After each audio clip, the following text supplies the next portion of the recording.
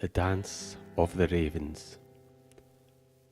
Once a year, ravens from all over Scotland gather at a special green place by the sea.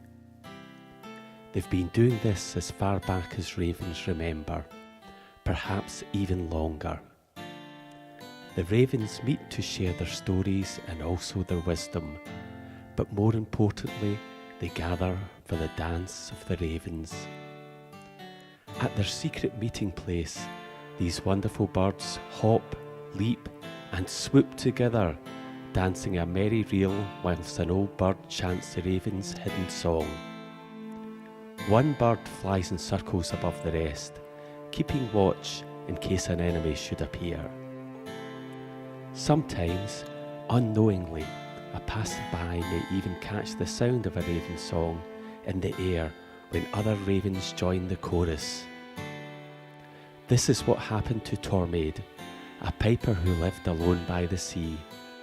He was heading to the water to fish when he heard the most beautiful singing. Being a canny man, he hid in the bracken to see where the sound was coming from.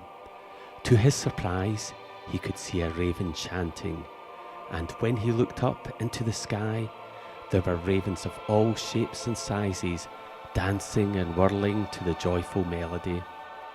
Before Tormaid even had time to think what he was doing, he crept up behind the chanting bird and threw his net on it. The other ravens scattered like leaves in the wind. He took the poor raven home and made a cage for it. He had been entranced by the beauty of the raven's song, and being a piper, his heart ached to learn it. Though try as he might, he couldn't get the captured bird to make a sound. Time passed, and Tormaid grew very fond of the bird. He cared for it and fed it well, but still it refused to sing. One night, he was woken by the sound of voices. At first he thought it was the rock people, the fairy folk who lived in the nearby cliff. But listening closely, he realised that it was ravens. He could hear the bird in the cage saying, "The day of the dance may be at hand, but here I must remain, for my cage is strong.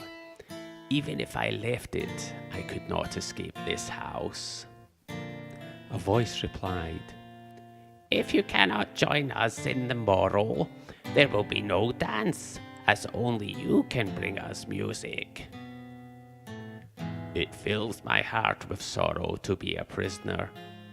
Even though the man feeds me well and shows me great kindness, I would still prefer my freedom."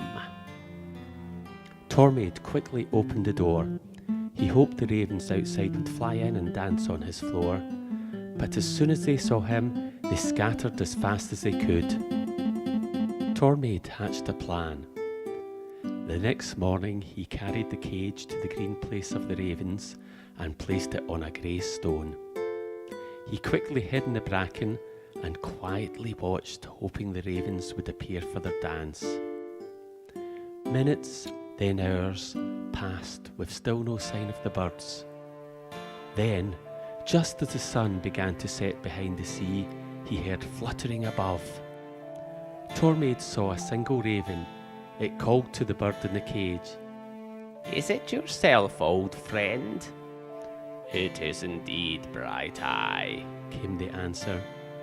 "Can you sing this evening for our dance, Silver Voice?"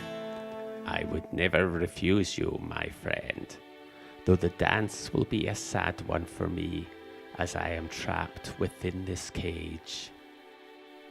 Bright Eye flew away, but soon she returned, followed by more and more ravens. So many ravens that the sky almost disappeared behind their feathers. They cawed, "Harder our beaks and sharper our claws," as each passed Silver Voice. As soon as all were present, the ravens began to dart towards the cage. They ripped it into pieces with beak and claw. Silver Voice hopped about and stretched his wings gleefully. "Weak are my wings and stiff my legs, but I shall not fail you." He opened his beak and began his song. The air was filled with the sweet music of the ravens, and the birds began their dance. Tormaid lay quiet, still hidden in the bracken. He listened intently, and that is how he came to know the raven's song. Raven music brought Tormaid fame and made him the envy of all other pipers. I have heard tell that when Tormaid played the sweet tune learned from Silver Voice, there was not a raven within hearing that did not dance to the tune with great delight.